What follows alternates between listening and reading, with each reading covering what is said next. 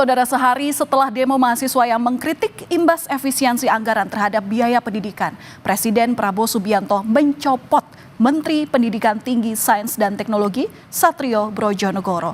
Pencopotan Menteri Perdana di Kabinet Merah Putih ini dinilai dari imbas pernyataannya yang menyebut efisiensi anggaran berdampak pada biaya kuliah.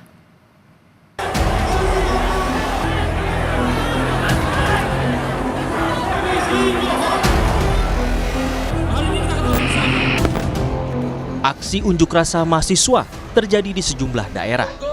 Salah satu yang menjadi tuntutan agar kebijakan efisiensi anggaran yang dijalankan pemerintah tidak berdampak pada anggaran pendidikan hingga kenaikan biaya kuliah.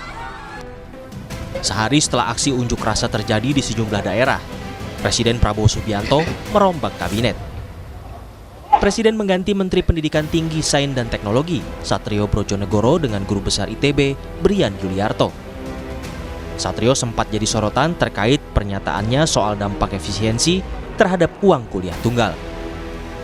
Direktur Eksekutif Parameter Politik Indonesia, Adi Praitno menilai, penggantian Satrio Brojonegoro salah satunya imbas dari pernyataan dirinya yang menyebut efisiensi anggaran berdampak pada kenaikan biaya kuliah hingga menimbulkan resistensi dan aksi unjuk rasa dari mahasiswa.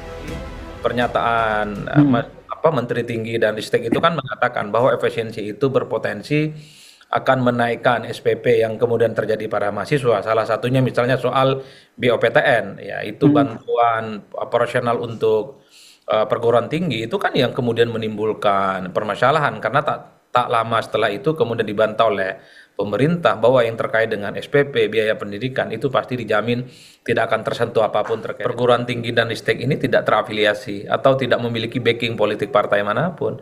Karena kalau mau jujur, ada juga kan menteri-menteri yang menimbulkan kontroversi, kinerjanya memang sejak awal disorot. Soal aksi demo mahasiswa, Ketua MPR yang juga Sekjen Partai Gerindra, Ahmad Muzani menyebut itu hal wajar. Soal kebijakan efisiensi Presiden Prabowo yang menjelaskan baru tahap awal sehingga menimbulkan kekagetan. Yang dilakukan oleh Pak Prabowo sekarang ini baru tahap awal sehingga menimbulkan kekagetan dan seringkali reaksinya berlebihan dan kontraproduktif.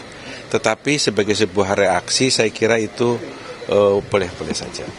Karena itu reaksi itu terjadi bukan hanya di masyarakat, tetapi reaksi itu juga terjadi dalam internal birokrasi dan pemerintahan, misalnya tentang penghematan, karena kan sekian lama birokrasi bergerak dengan pengetatan yang relatif longgar. Sehari setelah Presiden Prabowo melakukan reshuffle, unjuk rasa mahasiswa masih terjadi di sejumlah daerah. Tuntutan mahasiswa masih sama, agar efisiensi anggaran tidak berdampak pada biaya pendidikan dan kesehatan masyarakat. Tim Liputan Kompas TV.